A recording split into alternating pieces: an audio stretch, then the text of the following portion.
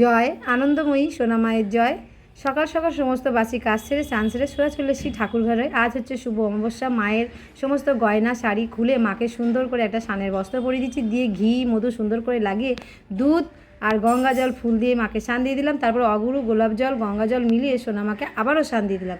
তারপরে একদম শুকনো করে মুছিয়ে নিয়েছি মাকে। মুছিয়ে নেবার পরে সুন্দর করে দেখো শাড়িটা পরিয়ে দিয়েছি। এই শাড়িটা দিয়েছে মিঠু দাস, কাশ্যপ গোত্র। সোনা মাকে শাড়িটা দিয়েছে, মাকে পরিয়ে দিয়েছি। আর আমাদের সকলের মিঠু দিয়েছে।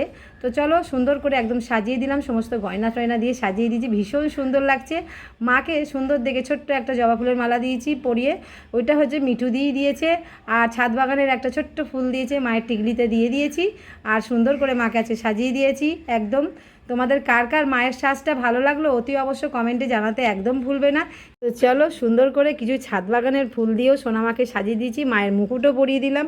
আজকের মাকে অপূর্ব লাগছে। তোমরা যদি সামনে এসে দেখতে তোমাদের সত্যি খুব ভালো লাগতো। জয় আনন্দময়ী সোনামায়ের জয়।